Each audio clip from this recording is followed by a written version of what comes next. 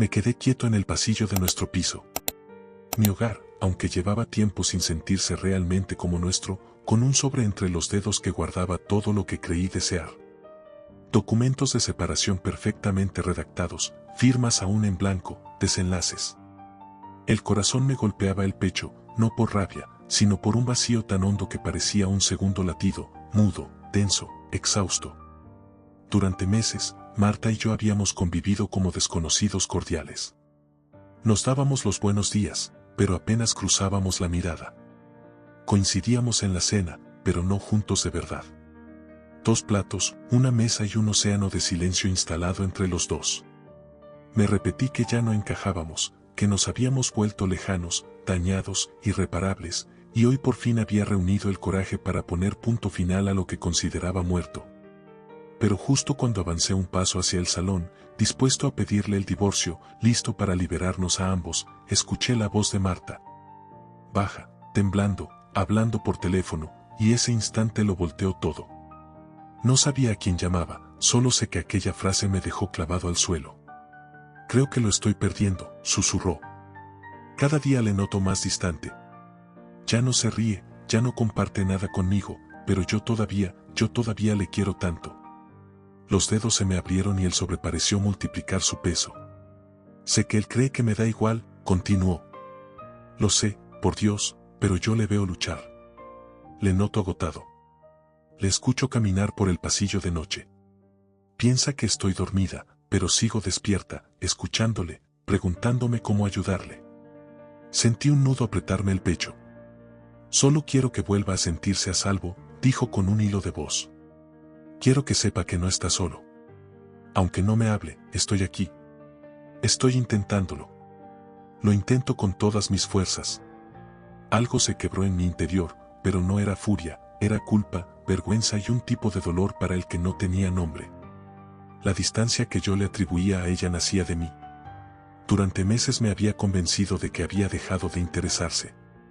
Me repetía que ya no me comprendía, que no me sostenía, que ya no me quería como antes. Pero allí, de pie en el pasillo, invisible para ella, entendí la verdad como un golpe seco al centro del pecho. Yo era quien la estaba empujando lejos.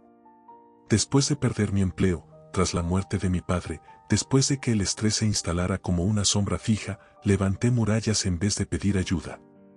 Confundí su preocupación silenciosa con indiferencia. Interpreté su manera de darme espacio como abandono. Ella no me estaba ignorando. Estaba muerta de miedo a empeorarlo todo. Él se merece a alguien mejor, dijo, tragando saliva. A alguien que no esté siempre con ansiedad, alguien que sepa cómo ayudar en lugar de estropearlo todo. Pero yo sigo rezando, añadió, con la voz hecha añicos, por tener una oportunidad más para arreglar lo nuestro. Lloraba muy despacio, y sus sollozos se esparcían por la casa como una confesión que nunca debería haber escuchado. Tengo miedo, dijo al cabo. Pero no voy a rendirme con él. Aún no. Y ese fue el instante, el momento preciso en el que sentí que las piernas no me sostenían. No estaba oyendo a una mujer fría. Estaba escuchando a alguien que peleaba por nuestro matrimonio en silencio, sola. Guardé el sobre, deslicé los papeles de divorcio en el cajón de la mesita del pasillo. Me temblaban las manos y, por primera vez en mucho tiempo, caminé hacia el salón sin ensayar ninguna frase ni controlar mi respiración. Marta estaba hecha un ovillo en el sofá, el móvil aún entre los dedos y los ojos hinchados y enrojecidos. Se los frotó rápido en cuanto me vio. Ah, hola, murmuró con una sonrisa torpe y diminuta. Pensaba que había salido. Me senté a su lado y le tomé la mano con suavidad. Su respiración se cortó a medias. Todo está bien, alcanzó a decir. No sé qué leyó en mi rostro. Tal vez miedo, arrepentimiento, cariño, todo mezclado. Pero yo sí sabía que tenía que pronunciar. No, admití con sinceridad. No todo ha estado bien, pero quiero que lo esté. Y lo siento por haberte hecho sentir que me estabas perdiendo. Sus ojos se abrieron un poco más, brillando de desconcierto y de esperanza. No sabía cómo hablar de lo que me pasaba, seguí. Así que me encerré. Y eso dio la sensación de que no te necesitaba. Pero sí te necesito. Mucho más de lo que imaginas. Ella tragó saliva. Pensé que me odiabas, confesó. Negué despacio. Estaba herido y olvidé que tú también estabas sufriendo. Entonces se quebró, pero esta vez contra mi pecho. Marta no articuló palabra, solo se dejó caer hacia mí, llorando en silencio contra mi camisa. La abracé con fuerza, notando como toda la tensión acumulada entre los dos empezaba, por fin, a disolverse. Por primera vez en meses, ya no éramos dos personas viviendo vidas paralelas, volvíamos a ser un mismo latido. Hablamos durante horas de mi angustia, de sus temores, de nuestras dudas, de lo que queríamos para el futuro, sin guardar nada en un cajón. Y en algún momento de aquella conversación aplazada demasiadas veces, algo hermoso sucedió. Encontramos el camino de vuelta el uno hacia el otro. Nuestro gran giro vino de la compasión, no de la confrontación. Un instante de vulnerabilidad escuchado por accidente se convirtió en el puente entre dos personas que casi se daban por vencidas. No fue una escena estruendosa, no fue una discusión, no fue un milagro espectacular, fue compasión. Dos almas enseñando sus heridas en lugar de esconderlas. Marta no necesitaba que yo fuera impecable. Yo no necesitaba que ella tuviera todas las soluciones. Solo teníamos que recordar que seguíamos en el mismo bando. El sobre sigue en el cajón. Aún está ahí, perdido entre viejos recibos y bolígrafos sin tinta. Un recordatorio, no de derrota, no de que casi tiramos la toalla, sino de lo que estuvimos a punto de perder y de lo que elegimos cuidar. Marta y yo no somos perfectos, tenemos días grises y desacuerdos, pero aprendimos algo que no tiene precio. El amor no se mantiene porque las personas estén libres de problemas, sino porque deciden permanecer incluso con ellos a cuestas. Hoy, cuando la miro, ya no veo distancia ni desilusión. Veo a la mujer que se desvelaba preocupada por mí, a quien creyó en nosotros cuando yo no podía, a la persona cuyo cariño silencioso sostuvo nuestro matrimonio cuando estaba a punto de romperse. Y cada día intento quererla con la misma delicadeza con la que ella me abrazó aquella tarde en el salón, cuando pensaba que no la oía. Porque, a veces, un solo gesto inesperado de compasión es capaz de reescribir todo un futuro. Con el paso de las semanas, nuestra casa empezó a llenarse de detalles pequeños que antes dábamos por sentado. No fue una transformación de película, no despertamos de repente convertidos en la pareja perfecta. Al contrario, hubo torpezas, silencios extraños, conversaciones que se atascaban en la garganta. Pero ahora había algo distinto, los dos estábamos mirando en la misma dirección. Acepté ir a terapia, algo que durante años había considerado innecesario, casi una derrota. Marta me acompañó a la primera sesión, aunque luego decidí ir solo. Recuerdo que, al salir, me esperaba en una cafetería cercana con 2 cafés y una sonrisa tímida, como si no supiera si tenía permiso para preguntarme cómo me sentía. Me senté frente a ella, removí el azúcar sin probarlo y, por primera vez, le hablé sin filtros de mis miedos más primitivos, el miedo a fracasar, a no estar a la altura, a convertirme en una carga. No eres una carga, dijo ella, apoyando su mano sobre la mía. Nunca lo has sido. Empecé a buscar trabajo de nuevo, pero esta vez sin esconderle mis frustraciones. Cuando me rechazaban, se lo contaba. Cuando una entrevista iba bien, también. Dejó de ser una batalla en solitario para convertirse en una lucha compartida. Nos organizamos mejor en casa, repartimos tareas que antes caían siempre sobre los mismos hombros. Empezamos a salir a caminar los domingos, algo tan sencillo que resultaba casi ridículo que lo hubiéramos abandonado. Esos paseos se convirtieron en nuestro ritual, ni móviles, ni prisas, solo pasos y palabras. Hubo recaídas. Hubo noches en las que me volvía a encerrar en el despacho, mirando durante horas la pantalla del ordenador sin avanzar, y ella tenía que recordarme con paciencia que no estaba solo. Hubo días en los que Marta se desbordaba y acababa llorando en la cocina porque sentía que hacía poco o que no era suficiente. En una de esas ocasiones, la encontré sentada en el suelo, junto al lavavajillas abierto, con las manos empapadas de jabón y la mirada perdida. No sé si lo estoy haciendo bien, murmuró. No quiero fallarte otra vez. Me senté a su lado, sin prisas. No me estás fallando, le dije. Estamos aprendiendo los dos. La abracé allí mismo, entre platos y vasos, entendiendo que sanar tampoco significaba no volver a romperse nunca, sino saber cómo volver a recomponer las piezas sin abandonar la mesa. Empezamos a hablar de cosas que antes evitábamos, del duelo por mi padre, del miedo de ella a repetir patrones de su infancia, de las expectativas que habíamos cargado sobre nuestro matrimonio. Las conversaciones no siempre eran cómodas, pero eran nuestras. Con el tiempo, el sobre del cajón se convirtió casi en un objeto simbólico.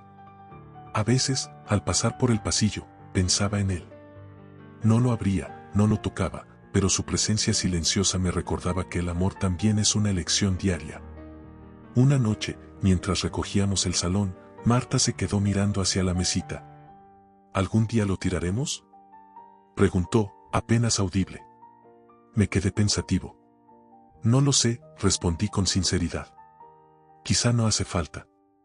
Quizá es nuestro recordatorio de que pudimos haberlo dejado y decidimos quedarnos. Ella asintió despacio, como si esa respuesta, lejos de incomodarla, le diera cierta paz. Un sábado, nos invitaron a la boda de unos amigos. Hacía tiempo que no nos arreglábamos tanto. Ella salió del dormitorio con un vestido que hacía años no se ponía, y por un momento volví a verla como la primera vez, nerviosa, luminosa, hermosa sin necesidad de esfuerzo. Cuando me vio observándola, se ruborizó ligeramente. ¿Qué pasa?, preguntó, jugando con los pendientes. ¿Qué sigues quitándome el aire?, le dije, y esta vez no fue una frase ensayada, sino una verdad simple. Bailamos, reímos, brindamos. En medio de aquella celebración ajena, sentí que también nosotros estábamos renovando silenciosamente nuestros votos. Esa noche, ya en casa, mientras nos quitábamos los zapatos en el pasillo, Marta apoyó la espalda en la pared y me miró. Gracias por no rendirte conmigo, murmuró. Gracias por no rendirte tú conmigo antes, respondió. La besé con la calma de quien sabe que no está viviendo un principio perfecto, sino una continuación elegida. Los cambios no solo se vieron hacia adentro. Nuestra familia y amigos empezaron a notar algo distinto. Mi hermana comentaba que nos veía más conectados, que ya no evitábamos tocarnos en público, que las bromas habían vuelto. Un amigo me confesó, una noche de cervezas, que había estado seguro de que acabaríamos separándonos. No me ofendí. Yo también lo había creído durante mucho tiempo. ¿Y qué cambió?, preguntó. Tardé un momento en responder. Escuché algo que no iba dirigido a mí, dije al fin. Y me di cuenta de que ella seguía ahí, aunque yo no quisiera verlo. No entré en detalles. Aquella llamada, aquel susurro de Marta creyendo que estaba sola, seguía siendo un momento íntimo, casi sagrado, entre los dos.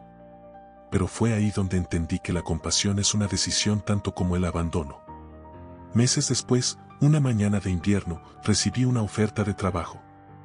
No era el puesto de mis sueños, ni el salario ideal, pero sí una oportunidad digna para empezar de nuevo. Cuando colgué la llamada, me quedé en silencio en la cocina, mirando por la ventana. Marta entró, con el pelo aún húmedo de la ducha, y al verme apoyado en la encimera supo que algo pasaba. ¿Bueno o malo?, preguntó. Creo que bueno, respondí, y le conté cada detalle.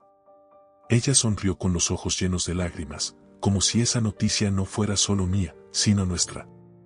Nos abrazamos, y supe que aquel trabajo no iba a ser la salvación mágica de nada, pero sí una pieza más en la reconstrucción que estábamos levantando juntos. Esa noche, al acostarnos, Marta apoyó la cabeza en mi pecho y susurró. ¿Te das cuenta? Hace un año pensábamos que esto se acababa. Miré al techo, a las sombras que dibujaban las luces de la calle, y pensé en el sobre escondido. Sí, respondí. Y ahora estoy deseando seguir viendo qué hacemos con nosotros. Ella sonrió, y el silencio que se instaló después no fue incómodo. Fue un silencio lleno de descanso. El tiempo siguió su curso, como siempre, sin pedir permiso. No nos convirtió en una pareja de cuento, pero nos dio algo más valioso, perspectiva. Con los años, el trabajo cambió, las prioridades se movieron, la salud nos dio algún susto, las rutinas se reajustaron una y otra vez. Pero aquella tarde en el salón, con Marta llorando al otro lado del teléfono, quedó grabada como un antes y un después. Hubo momentos en los que la vida volvió a empujar fuerte. Un diagnóstico complicado en la familia, una crisis económica que nos obligó a apretarnos el cinturón, planes que no salieron como esperábamos. En uno de esos periodos especialmente duros, me descubrí otra vez caminando por el pasillo de madrugada, con los pensamientos haciendo ruido y el sueño desaparecido. Todo era demasiado, las facturas, las decisiones difíciles, el miedo a equivocarme. Me detuve frente a la mesita del pasillo. El cajón seguía allí, el mismo de siempre. Lo abrí por primera vez en mucho tiempo. El sobre, algo arrugado por los años, me miraba desde el fondo. Lo tomé entre las manos. No lo abrí, no necesitaba leer ni una sola línea. Sabía de memoria lo que representaba. Escuché pasos suaves detrás de mí. ¿No podías dormir?, preguntó Marta, con voz ronca de sueño. Giré ligeramente la cabeza. Llevaba el pelo recogido en un moño deshecho y el pijama arrugado.